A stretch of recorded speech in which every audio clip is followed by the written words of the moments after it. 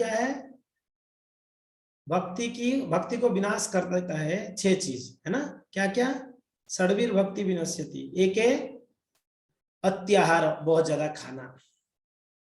अत्याहार प्रयास, संसार की चीजों के लिए खूब प्रयास करना। अत्याहार प्रयासस्य प्रजल्पो, बहुत ज्यादा भौतिकते बातें करना, व्यर्थ की बातें करना, फालतू की बातें, कोई लेना देना नहीं, उसको बातें करते रहना। नियमाग्रह, कुछ ऐसे नियमों में आसक्त हो जाना जो हमारे भक्ति के लिए बाधक होगी। जनसंगस्य, संसार के लोगों के साथ बहुत ज्यादा मिलना जुलना। लौल्यम च, संसार की चीजों के लिए लालच। ये 6 चीज हमारी भक्ति को विनाश कर देगा। विनश्यति।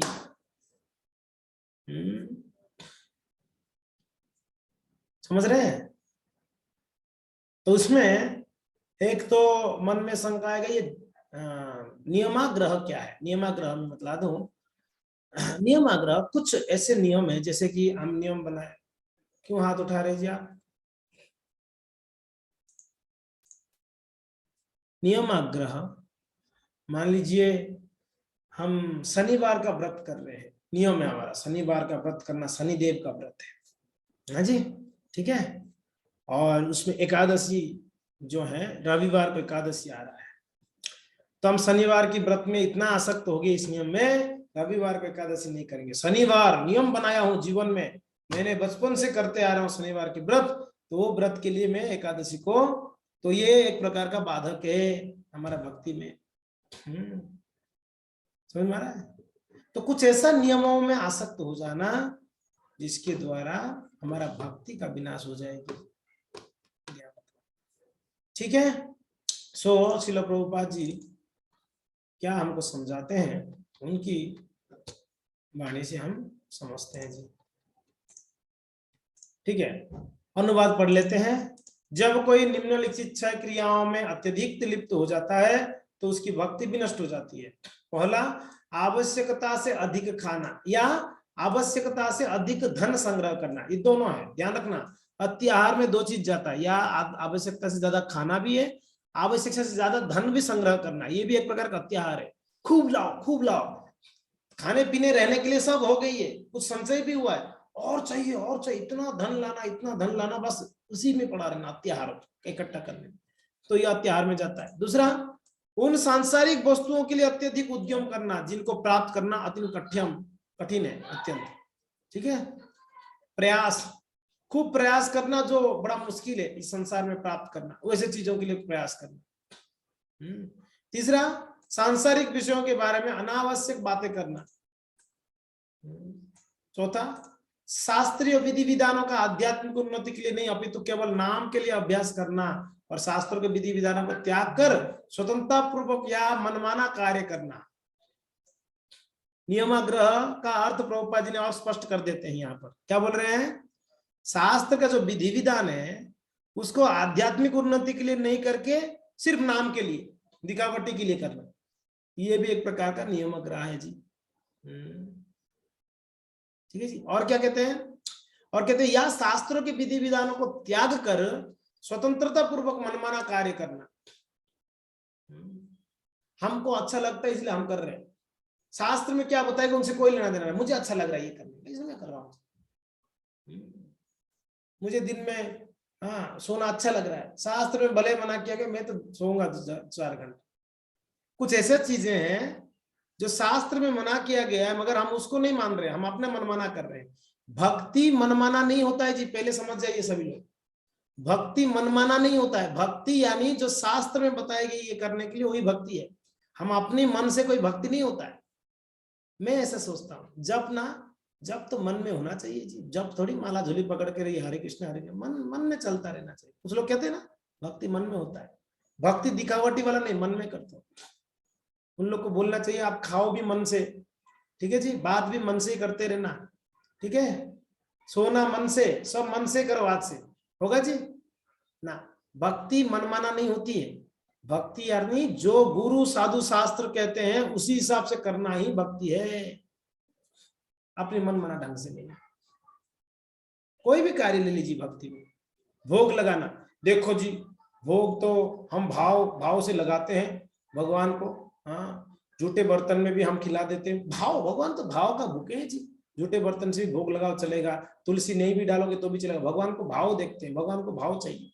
ये मनमाना है सब, ये सब ऐसा जो बोलने वाले है ना, आलसी नंबर 1 लोग है। अपना मनमाना ढंग से करेंगे कुछ ना कुछ और बोलेंगे कि ये भक्ति है।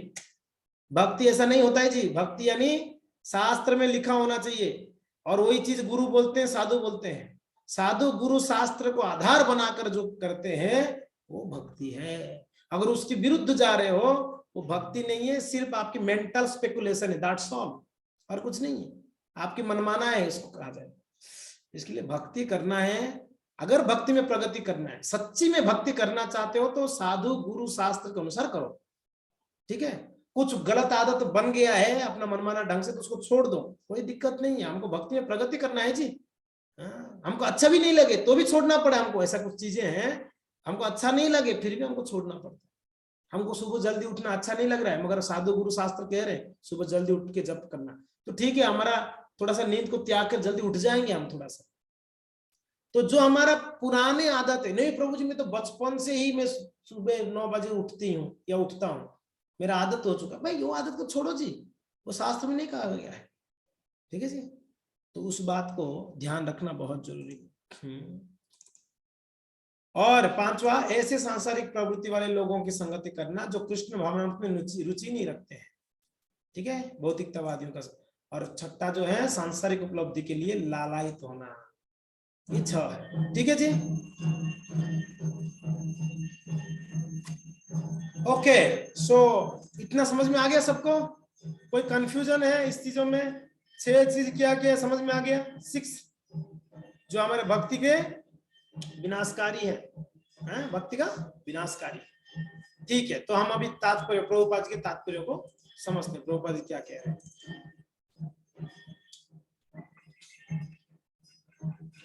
ओके, सो कोई एक जन पढ़ सकते हैं? हिंदी किनको पढ़ना आता है? हिंदी पढ़ना आता है किसी को? चंचल पढ़।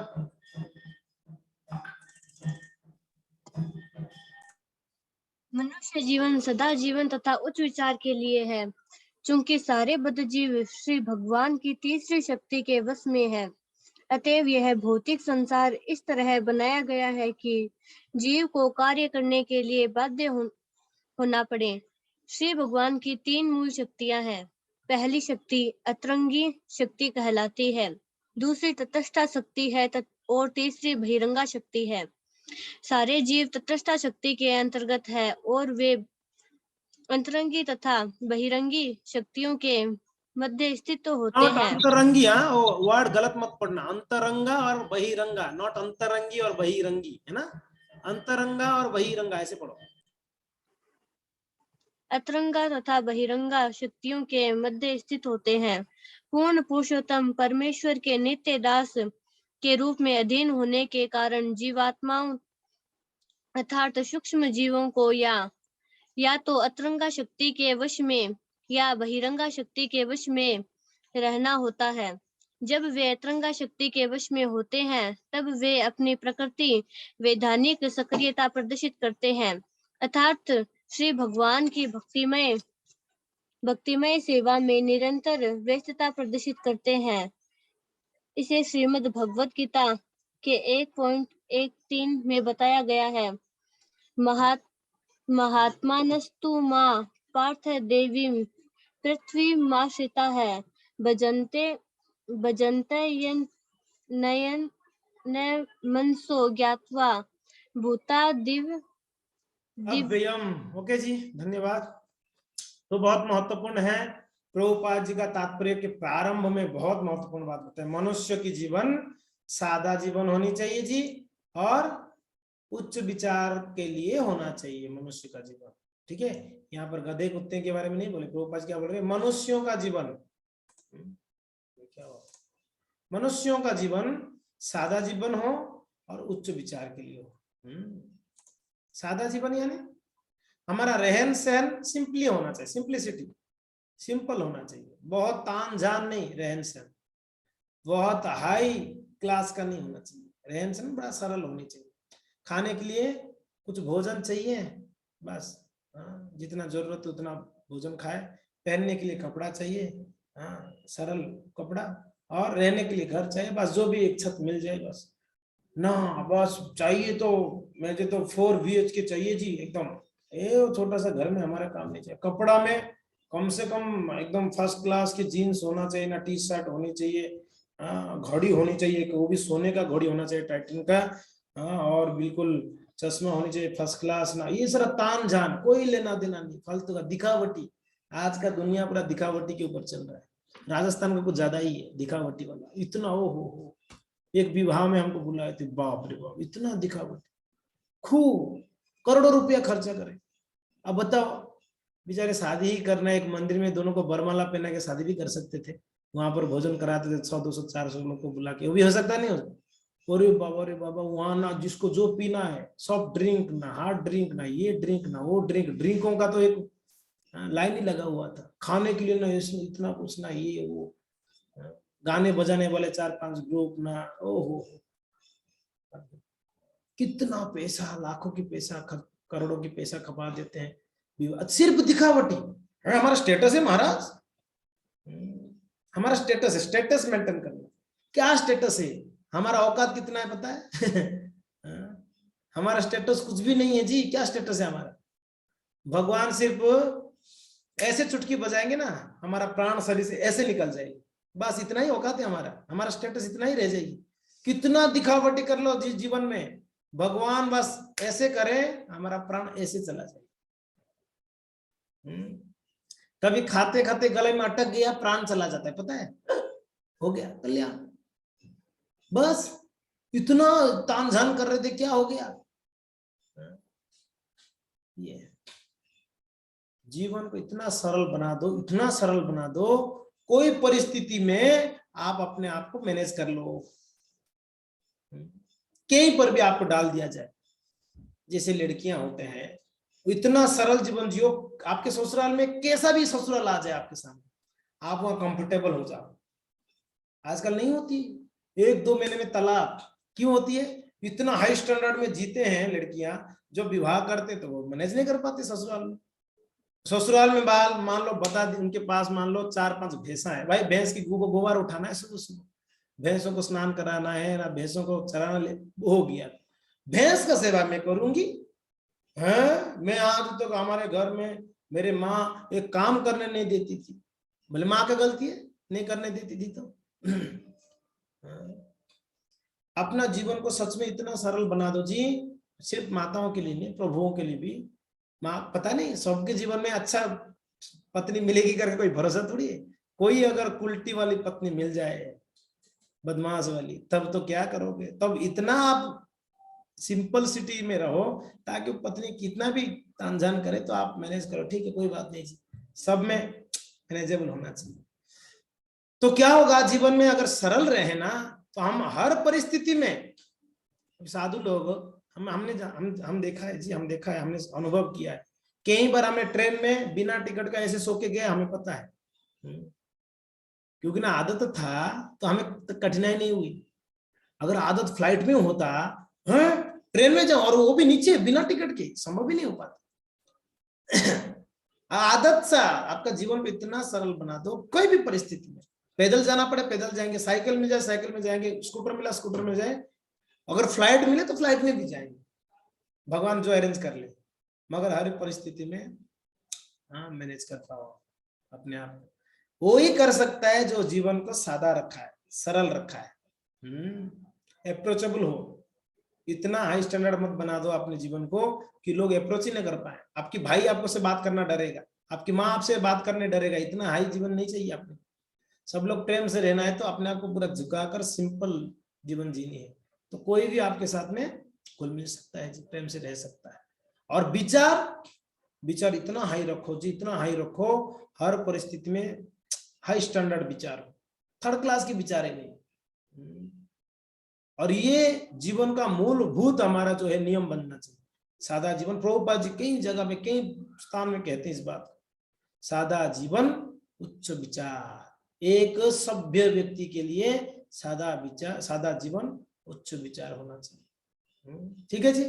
हाँ, तो हम सभी के लिए नियम है ये कि हमारे जीवन को इतना सरल कर लो और अपना विचारों को, अब हाई स्टैंडर्ड का विचार मीन्स हमारा जो थिंकिंग है, हाई थिंकिंग कैसे होगी जी?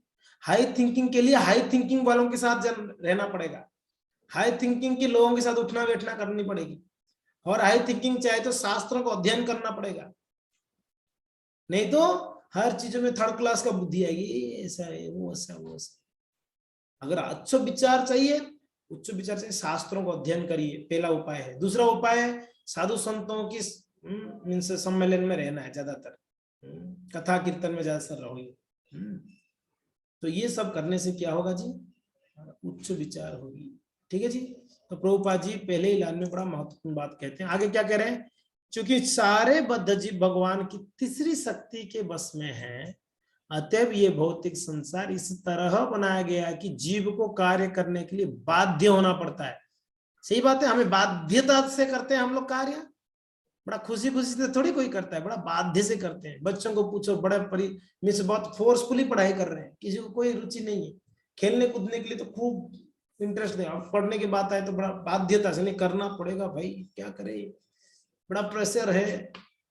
हम प्रेशर के ऊपर थोड़ी है, इतना प्रेशर लेंगे क्या जी? बच्चे प्रेशर में है ना, उनके माता पिता ज्यादा प्रेशर में है, क्या होगा?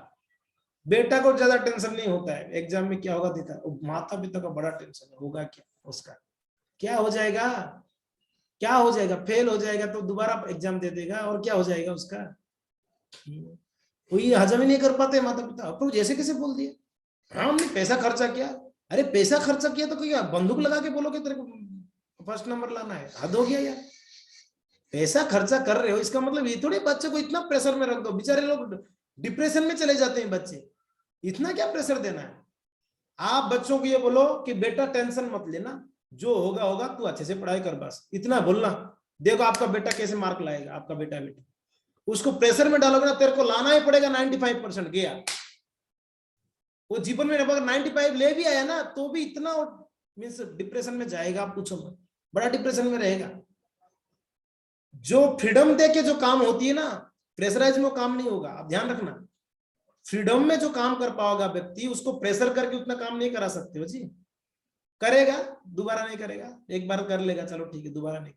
मगर को फ्रीडम देके कराओगे ना, ठीक है पढ़ाई कर, अच्छे से पढ़ाई करना है ना बेटा, ठीक है, करेगा वो।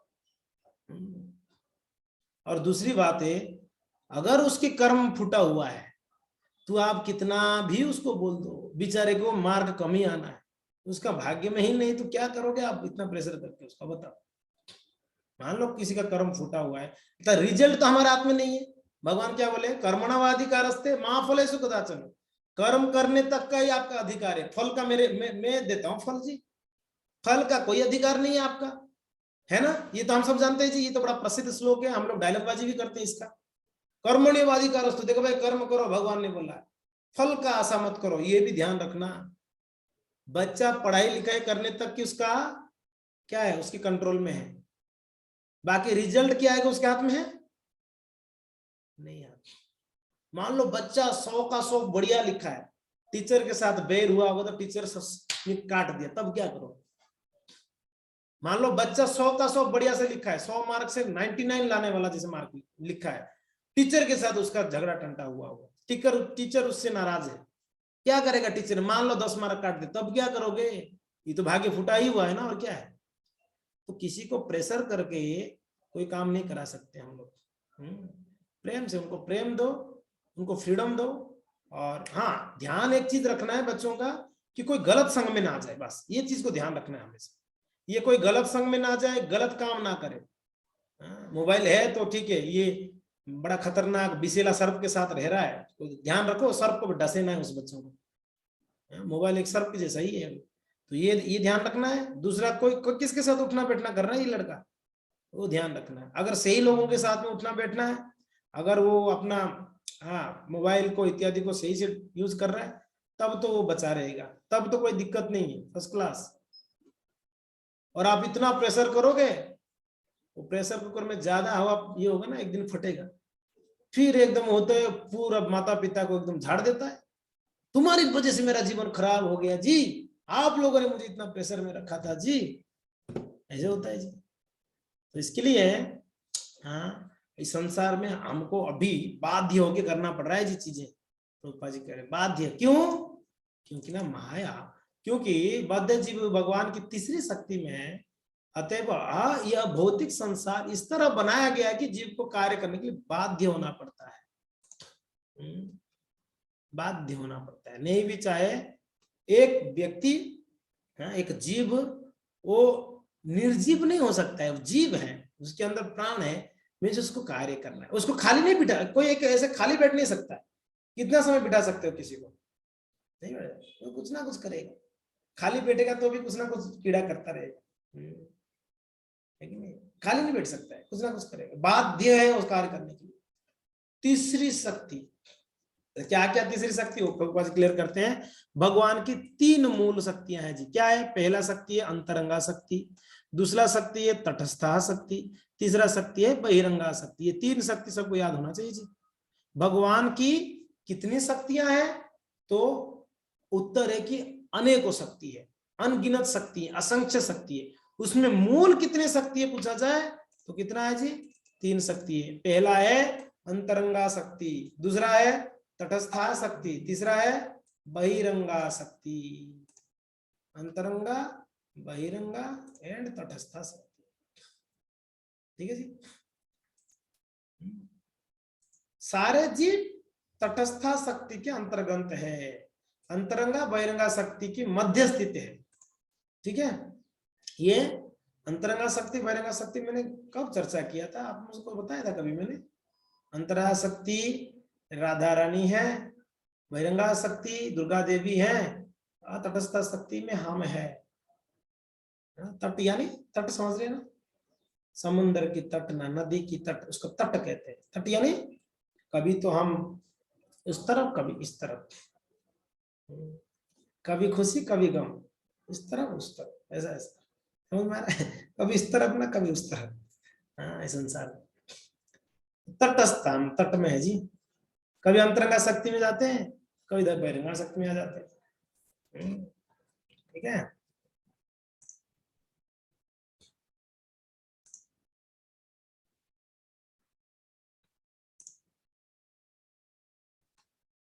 Okay, next. पूर्ण पुरुषोत्तम परमेश्वर के नित्य दास के रूप में अधीन होने के कारण जीवात्माओं अर्थात सूक्ष्म जीवों को या तो अंतरंगा शक्ति के बस में या तो बहिरंगा शक्ति के बस में रहना होता है। जब वे अंतरंगा शक्ति के बस में होते हैं तब अपनी प्राकृतिक वैधानिक सक्रियता प्रदर्शित करते हैं। ध्यान रखना, ये एक शब्द आती है, प्राकृतिक वैधानिक सक्रियता। अगर वो अंतरंगा शक्ति के अंडर में है तो उसका जो बाय जीव का नेचर जो है ना, जीव का स्वरूप जो है ना, वो प्रदर्शित करता है। जीवेर स्वरूप है कृष्ण नित्य दास। अगर वो अंतरंगा शक्ति में है तो भगवान की दास बन जाएगा। जैसे बहिरंगा शक्ति के अंदर जाते हैं वो अपने आप को बॉस मानेगा। अंतर ये है। अंतरंगा शक्ति में आते ही एक भक्त का भाव क्या होता है? मैं दास हूं, मैं सेवक हूं। जो अपने आप को बड़ा मानता है वो अंतरंगा शक्ति, भक्त में नहीं है, वो बाहर चला गया, ऑलरेडी बहिरंगा शक्ति के अंडर में। बहिरंगा शक्ति हमेशा अपने को क्या करती है? तू बड़ा है, तू बड़ा है, तू बड़ा है, तू बहुत बड़ा है। जैसे अंतरंगा शक्ति में आते, मैं तो कुछ भी नहीं हूं, मैं तो कुछ भी नहीं हूं, मैं तो बड़ा दास हूं, मैं तो छोटा हूं, मैं तो निम्न हूं, ये भाव आता है। और इस संसार में क्या सिखाया जाता है? तू बहुत बड़ा व्यक्ति है, तू सब कुछ कर सकता है, तेरा क्या कमी है? यही सिखाया जाता है जी। स्कूलों में, कॉलेजों में यही सिखाया जाता है, तू कुछ कर सकता है, तू बड़ा है, बॉस बनना है। कभी सर्वेंट बनने के लिए कोई बताता है? कोई स्कूल में, कॉलेज में तेरे को छोटा बन के रहना है जीवन में, तुझे दास बन के रहना है? कोई बताता है? तुझे नौकर बनना है। मगर जैसे ही भक्ति में लाइन आओगे पहले बताए तेरे को छोटा बन के रहना है, तेरे को दास बन के रहना है। तो भाई रे, ये तो उल्टा हो गई। हमने दुनिया में सुना है बड़ा बनना है, बड़ा बनना है, बड़ा बनना है, और यहाँ आने के बाद बोलते छोटा बनो। छोटा बनने का बड़ा फायदा है, छोटा बनने में बहुत फायदा है जी। बड़ों के ऊपर ज्यादा किसी का प्रेम नहीं होता है, छोटों के ऊपर बड़ा प्रेम होता है। होता नहीं होता? घर में अगर बड़े और छोटे दो बच्चे हैं तो प्रेम ज्यादा किन के ऊपर रहेगा? छोटे के ऊपर रहता है नहीं रहता है? सही बात है। हाँ जी, छोटे के ऊपर ज्यादा रहता है प्रेम। थोड़ा बदमाशी भी करेगा तो भी अरे कोई बात नहीं, छोटी है ना, छोटा है ना, कोई बात नहीं, चलेगा। बड़ा कोई गलती कर दे, दो तमाचे खींच के, क्या रे ऐसे करता है? तो उसको तो कुछ नहीं किया आपने छोटा को, अरे छोटा है ना वो, तू ऐसा करेगा तो बड़ा होके। छोटा में फायदा देखो कितना फायदा है छोटा बनने। हाथी को अगर अमेरिका ले जाया जाए, हाथी को अगर अमेरिका लेना है, बड़ा है ना हाथी, बहुत बड़ा है, अमेरिका लेना है हाथी को, कितना प्रोसीजर होगा जी? बड़ा प्रोसीजर है ना, मालवाही जहाज में ना उसको चढ़ाओ ना कुछ हंगामा करके, बड़ा बड़ा मुश्किल है ना। चींटी को अमेरिका जाना है मान लो, तो ज्यादा मुश्किल है कुछ नहीं। अगर आपकी कोई स्वीट का बॉक्स ले जा रहे हो तो उसके अंदर अगर चींटी आ गया, तो बेचारा बिना वीजा बिना पासपोर्ट बिना टिकट का अमेरिका पहुंच जाएगा नहीं पहुंच जाएगा? छोटे में कितना फायदा देखो, बड़ा सा। तो कहते हैं संत लोग, छोटा इतना बन के रहो, कोई भी बड़ा आसानी से उठा के भगवत धाम तक ले जाएगा। बहुत बड़ा करके ऐसे अगर चलोगे, बोलोगे बहुत भारी है भाई, इसको नहीं उठा सकते, तो यही रहे, तो भौतिक संसार में पड़े रहे बस। तो भक्ति में छोटा बनना फायदेमंद है, इसलिए बड़ा बनने के लिए कोई ट्राई मत करना। बड़ा भक्त क्या बनना है? हाँ, भक्ति अच्छा करिए। अच्छा भक्त का स्वभाव है छोटा बन के रहता है। जो अपने आप को बड़ा बन के दिखाता है वो भक्ति कम करता है, कम भक्ति। जो अपने बोलता मैं बहुत बहुत बहुत अच्छा बहुत बड़ा हूं, यानी उसका भक्ति का मापदंड मात्रा कम है, भक्ति अच्छा नहीं कर रहा है, थोड़ा कर लेते, इसलिए उसके मन में भाव आता है बड़े का। और जो अच्छा भक्ति करते हैं उसके मन में भाव क्या आता है? मैं सबका सेवक हूँ, मैं सबको सेवा करूंगा, मैं सबको प्रसन्न करूंगा। तो ये भाव रहता है जी। इसके लिए प्रभुपाद जी यहाँ पर समझाते हैं जी कि अगर वो अंतरंगा शक्ति के वश में रहता है तो अपनी प्राकृतिक वैधानिक सक्रियता प्रदर्शन करता है, यानी जो उसका स्वरूप है ना वो प्रदर्शित करता है। अर्थात भगवान की भक्तिमय सेवा में निरंतर व्यस्तता प्रदर्शित करता है। प्रभुपाद उसको अर्थ बताते हैं। उसका अर्थ क्या है जी? प्राकृतिक वैधानिक सक्रियता का अर्थ क्या है? वो अपने आप को किसमें व्यस्त रखता है? भगवान की सेवा में व्यस्त रखता है, अंतरंगा शक्ति के अंदर। और इसे भगवत गीता में कहते हैं 9वां अध्याय का 13 नंबर श्लोक, सबको याद होनी चाहिए श्लोक, नोट कर लीजिए 9.13। जो जो श्लोक आती है बीच बीच में हम बताते रहेंगे, उसको आप नोट कर लेना, उसको याद कर लेना। महात्मानंस्तु मां पार्थम दैवीं प्रकृतिमाश्रिता भजन्त्यनन्य मनसो ज्ञानता भूतादिमव्ययम्। महात्मानंस्तु माम पार्थ दैवीं प्रकृतिमास। मेरा जो महात्मा लोग होते हैं ना, वो मेरे दैवी प्रकृति के अंडर में रहते हैं जी, अंतरंगा शक्ति के अंडर में रहते हैं। और क्या करते हैं? भजन्त्यनन्य मनसो, वो भजन करते हैं जी। हे प्रतापपुत्र, जो मोहग्रस्त नहीं है, ऐसे महात्मा दैवी प्रकृति के संरक्षण में रहते हैं। वे पूर्ण तया भक्तिमय सेवा में संलग्न रहते हैं, क्योंकि वे मुझे पूर्ण पुरुषोत्तम भगवान के रूप में आदि तथा अव्यय मानते हैं। ज्ञात्वा भूतादिमव्ययम्, मैं आदि और अव्यय हूं, वो जानते हैं। तो महात्मा कौन है? इस श्लोक के तात्पर्य में प्रभुपाद जी कहते हैं महात्मा का अर्थ है जो भगवान की भक्त हुई महात्मा है। बाकी सब क्या है? दुरात्मा है। भगवान की भक्त नहीं तो दुरात्मा है। भगवान की अंतरंगा शक्ति के अंडर में हो तो महात्मा है। ये भगवान के हिसाब से है जी। महात्मानंस्तु मां पार्थ दैवीं प्रकृतिमाश्रिता भजन्त्यनन्य मनसो, भजन करता है जी हमेशा। तो महात्मा शब्द उनको सूचित करता है जो विशाल हृदय वाले हैं। प्रभुपाद जी और क्लियर करते हैं महात्मा शब्द को, क्या? जो महात्मा है उसका हृदय कैसा होता है? बड़ा विशाल होता है, ना कि संकुचित हृदय वाले को होता है। बड़े दयालु होते हैं जी महात्मा, बहुत बड़ा स्थान है इनके हृदय में। शत्रु भी आए तो उनके स्थान दे देते हैं हृदय में, ठीक है जी। शत्रु को भी स्थान देने वाला महात्मा है, मित्र को भी शत्रु मानने वाला बदमाश है, दुरात्मा है। हम लोग दुरात्मा है कि महात्मा? बताओ, हम सब दुरात्मा है। अपने घर में झगड़ा करेंगे, अब बताओ अपने घर में कोई झगड़ा करता है जी? अपने सगे संबंधियों का झगड़ा करें। अपना झगड़ा ज्यादातर किसके साथ होता है? बाहर लोग के साथ थोड़ी होता है, अपने घर में होती है। पति पत्नी का होगा, बेटा बाप का होगा, सास बहू का होगा, यही झगड़ा है। झगड़ा ही होती है ना, और क्या है? घरों में होती है। तो हम सब दुरात्मा है, घर में कोई झगड़ा करता है जी? घर में तो प्रेम से रहना चाहिए, हम झगड़ा करते हैं जी। यानी हम झगड़ा करते यानी हम अपनों को ही हृदय से दूर कर दिया। जगह नहीं आपके लिए मेरे हृदय में, जाइए जी।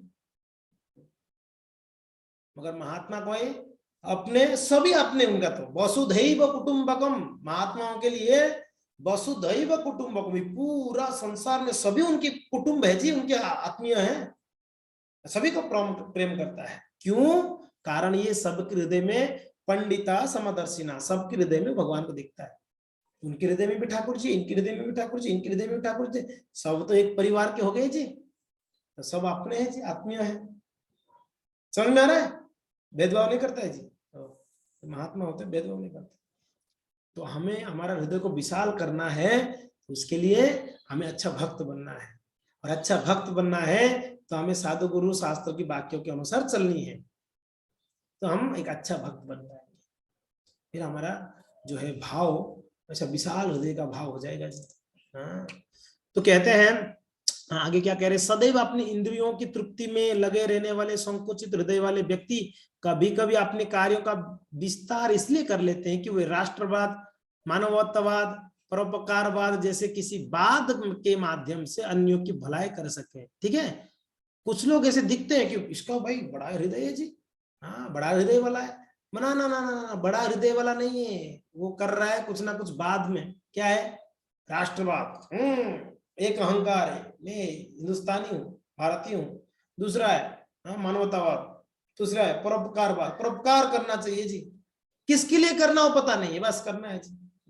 ये वाद के माध्यम से अन्यों की भलाई कर सके। वे अन्यों की इंद्रिय तृप्ति के लिए अपने सुख की इंद्रिय तृप्ति का परित्याग कर सकते हैं, जैसे कि अपने परिवार को, जाति या समाज के सदस्यों के लिए, और वह भी राष्ट्रीय या तो अंतरराष्ट्रीय स्तर पर। वास्तव में ये सब विस्तीर्ण इंद्रिय तृप्ति है। सुपर, बहुत बढ़िया वर्ड भगवान प्रभुपाद जी कह रहे हैं। क्या है? ये सब विस्तीर्ण इंद्रिय तृप्ति है, छोटा मोटा इंद्रिय तृप्ति नहीं है।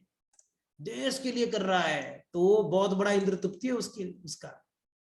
बोलते हमको सुकून मिलता है जी लोगों का सेवा करके। किसके लिए कर रहा है? बस सुकून मिलता है, क्योंकि मान सम्मान खूब मिलती है, इसमें सुकून मिलता है। उसको कोई लेना देना नहीं भक्ति का, समझ में? उनको कोई लेना देना नहीं भक्ति का, बस सुकून मिलता है उसको, इसके लिए करता है। तो ये प्रभुपाद जी क्लियर करते हैं। आपको मैंने स्क्रीन शेयर किया कि नहीं किया है? तो वास्तव में ये सब विस्तीर्ण इंद्रिय तृप्ति है। जो भी वाद है ना, राष्ट्रीयवाद, मानवतावाद, परोपकारवाद, ये सब विस्तीर्ण इंद्रिय तृप्ति है, जो व्यक्तिगत से जातिगत और जातिगत से समाजगत हो सकती है। ये सब भौतिक दृष्टि से भले ही बहुत अच्छा लगे, ध्यान रखना, भले ही बहुत अच्छा लग रहा है ये भौतिक दृष्टि से, लेकिन ऐसे कार्य का कोई आध्यात्मिक महत्व नहीं होता है जी। ऐसे कार्य का आधार इंद्रिय तृप्ति ही है, चाहे वो व्यक्तिगत हो या विस्तीर्ण हो। जब मनुष्य परम भगवान की इंद्रियों को संतुष्ट करता है, केवल तभी उसे महात्मा अर्थात विशाल हृदय वाला व्यक्ति कहा जा सकता है। ठीक है, और ये कितना बड़ा महात्मा है, देखो दिन में 200 लोगों को चाय पिलाता है सुबह सुबह। ये काहे का महात्मा भाई? सुबह सुबह 200 लोगों को चाय देता है मुफ्त में, फ्री में, उसको महात्मा मान लिया। ये देखो लोगों का रोग ठीक करता है, ये महात्मा है। ये देखो दिन में 1000 लोग को खाना देता है जी, भूखे लोगों को, महात्मा है ना जी। महात्मा शब्द का अर्थ है जो भगवान की अंतरंगा शक्ति के अंदर में है, जिसका हृदय विशाल है। अपने इंद्रियों का तुष्ट करने के लिए नहीं, भगवान की इंद्रियों को तुष्ट करने के लिए जो करता है। आत्मेन्द्रियो प्रीतिवांछा तारा बोली काम, कृष्णेन्द्रिय प्रीतिवांछा धरेत प्रेमना। दो अंतर है कि नहीं है? अपनी इंद्रियों के सुख के लिए जो भी कार्य की जाती है वो सिर्फ और सिर्फ काम कहा जाएगा, उसको प्रेम नहीं है जी, भक्ति नहीं है वो। सिर्फ कृष्ण के लिए, कृष्ण की इंद्रिय तुष्ट के लिए। जैसे हम अभी कह रहे थे ना, मुझे अच्छा लग रहा है जी, ये आपको अच्छा लगे ना लगे कोई दिक्कत नहीं, कृष्ण को अच्छा लगना चाहिए वो कार्य। गोपियां अपने अच्छे के लिए नहीं कर रहे थे जी, कृष्ण को अच्छा लगे इसलिए कर रहे थे। गोपियों में द्वारका की रानियों में बहुत अंतर है जी, दोनों का भाव अंतर है। द्वारका की रानियों का भाव क्या है? कृष्ण के संग में हमें बहुत अच्छा लगता है, हमें बहुत आनंद आता है। मगर ब्रजवासी हैं, गोपियों का क्या भाव है? कृष्ण के संग करने से कृष्ण को बहुत आनंद आ रहा है, इसके लिए हम कृष्ण के संग में जा रहे हैं। अंतर है कि नहीं? ये दोनों भाव में बहुत अंतर है। एक निजी इंद्रियों के लिए, दूसरा कृष्ण के लिए। तो ज्यादा सही भाव कौन सा है? कृष्ण के लिए, कृष्ण के लिए किया जाए। तो हमारे हर कार्य में, जैसे हम जप करते हैं, मजा आ गया आज, हमें मजा आए ना आए, कृष्ण को मजा आनी चाहिए हमारा जप से।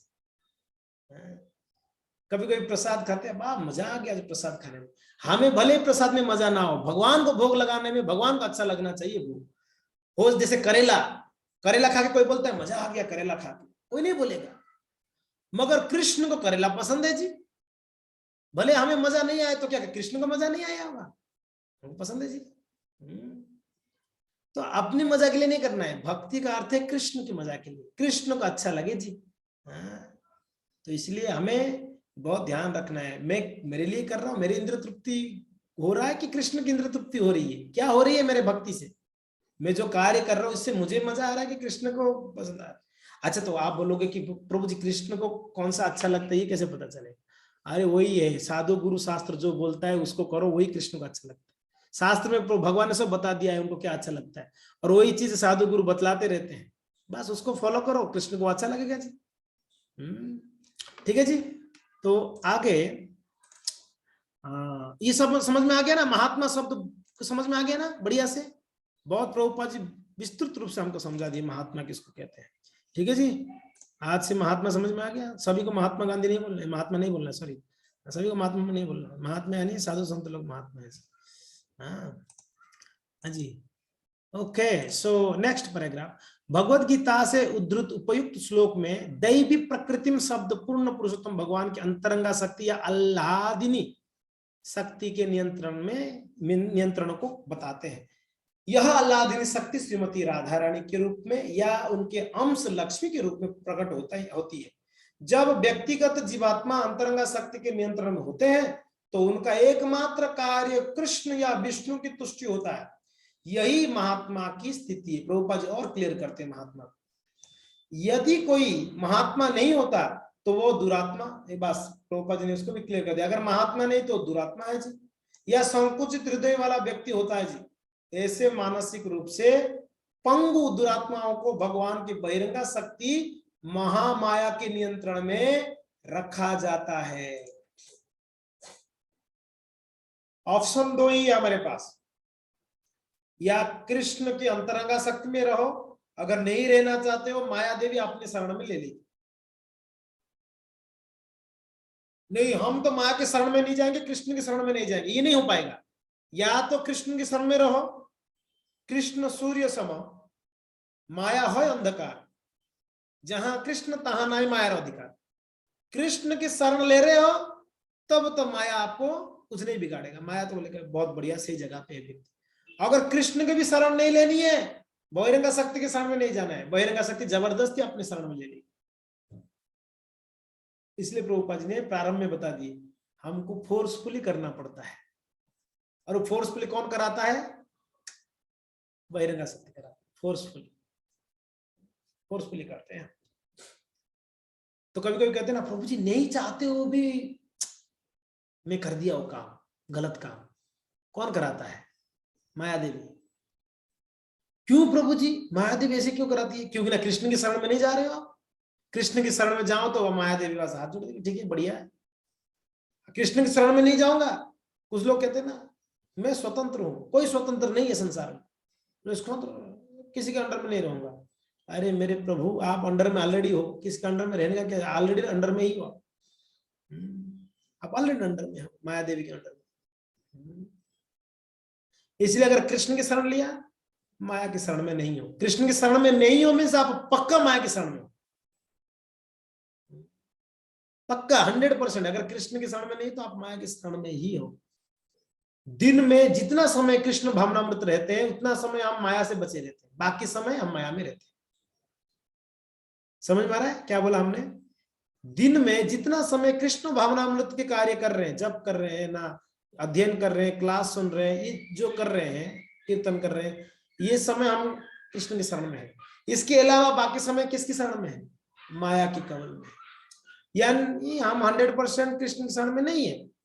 दिन में 2-4 घंटा ठीक है, थोड़ा भजन साधन करते तो उस समय कृष्ण की, उस समय में भी हम फुल्ली कृष्ण की शरण में नहीं रहते हैं। नाम करते हैं हरे कृष्णा, मन में चलता है मन ही हरे कृष्णा, हरे कितना कितना कितना कितना कितना कितना मिलेगा आज, वो माया की शरण में है। जब कृष्णा तो बोलता है, कृष्णा बोल बोल के मन में कितना चल रहा है उसका, कितना मिलेगा, तो माया की कवल में। अगर सही भाव में भी नहीं हो तो भी माया में रहता है। तो इसके लिए हमें ध्यान देना चाहिए कि हम किन के अंडर में रहना है, हमें निष्पत्ति लेनी है जी। तो क्या कह रहे प्रभुपाद, यदि कोई महात्मा नहीं होता है तो दुरात्मा या संकुचित हृदय वाला होता है। ऐसे मानसिक रूप से पंगु, वो व्यक्ति को मानसिक रूप से पंगु कहा गया है। पंगु पता है ना, कोई काम का नहीं है, मानसिक रूप से पंगु है। दुरात्माओं को भगवान की बहिरंगा शक्ति महामाया के नियंत्रण में रखा जाता है जी। निस्संदेह इस भौतिक जगत के सारे जीव महात्माओं के बस में, महामाया की बस में है। प्रभुपाद जी और भी क्लियर कर दी, निस्संदेह, इसमें कोई संशय नहीं है कि सारे जीव महामाया की शरण में है, जिसका कार्य उन्हें त्रिविध ताप के अधीन रखता है। ठीक है, मीन्स सभी, ज्यादातर तो क्या प्रभुपाद क्या वर्ड यूज किए हैं, इस भौतिक जगत में सारे जीव बोल दिए, एक आधा कोई बच जाता है जो कृष्ण भक्ति में आ जाते बच जाते, बाकी सारे के सारे जीव महामाया की कवल में है। और माया के कवल में रहेंगे तो उनको 3 प्रकार की क्लेश मिलता रहता है, 3 प्रकार की दुख मिलता रहता है। माया देवी 3 त्रिशूल है ना, दुर्गा देवी के पास त्रिशूल है, बस त्रिशूल से 3 ताप 3 कष्ट देती है। ठीक है जी, तो ये क्या 3 ताप है उसको विस्तृत रूप से प्रभुपाद वर्णन करेंगे, नेक्स्ट क्लास में सुनेंगे। हरे कृष्णा।